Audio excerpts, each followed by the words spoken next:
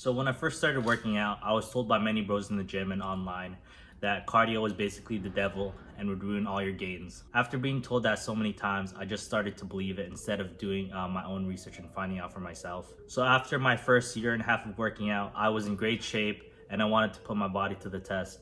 So what I decided to do was sign up for the Tough Mudder. Imagine training 4 to 5 times a week, weightlifting, improving the way you look. You sign up for the Tough Mudder to put your new body to the test. You're at the starting line and they count you down 3, 2, 1. Let the games begin. You start running uphill trying to keep pace with everyone else, only to get gassed after 60 seconds. Yeah, that was me. It took me a grueling 5.5 hours of downhill and uphill climbs mixed with obstacle courses. I mean, there was times that I remember where I had to physically stop, sit down because my quads were just cramping up and I couldn't walk. The kick in the ass was when my buddy who's running with me, he was basically been a smoker at that point for about 6 to 7 years, and this guy was running circles around me. And the reason that he was running circles around me was even though he was a smoker, he'd still do cardio. Yeah, he was able to like lap me and everything. So I still ended up completing the Tough Mudder, but I mean, 5 hours is not a time to brag about. It was one of the hardest things that I've ever done physically. So after that experience, you'd think I'd learn from my mistake and start doing cardio and start training my cardiovascular system. But I mean, here we are 5 years later and we're still here. I still haven't trained my cardiovascular system, but I mean, I plan to change that in the new year. Before the new year and before I cut, what I'm planning to do is I'm going to be doing 1,000 skips a day for 30 days, and I'm going to try to do them as fast as I can.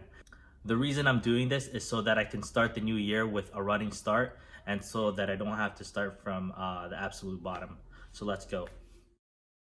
This is the 30-day 1,000 skips jump rope challenge. So this is the first day of the 1,000 skips a day for 30 days. Let's get it.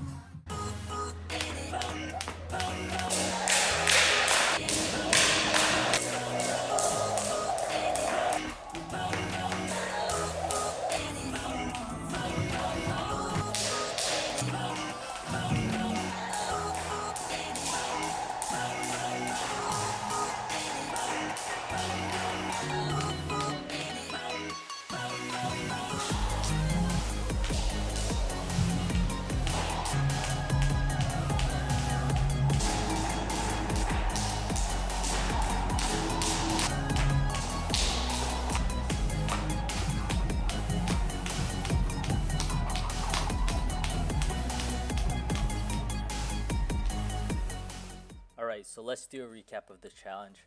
In the beginning of the challenge, I decided that a good indication of improvement is how fast I can complete the 1,000 skips a day. I timed myself using a stopwatch, and here are the results. You can see it in the graph right in front of you.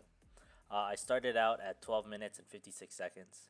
For the next few days, my numbers got worse, and I'm attributing that to my muscle soreness and fatigue.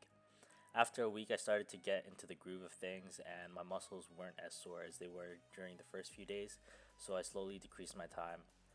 In the 30 days, I only missed one day, which was day 5, and that's the reason why the numbers are the same as day 4. It was my birthday that day, so I decided to just skip out on skipping and go out and eat with my wife. Even though I didn't skip on my birthday, I still hit a personal best of 275 on bench, so I was super pumped about that. Anyways, I noticed that the days that I skipped after a workout, my times were reduced significantly. I'm attributing that to my body being warmed up.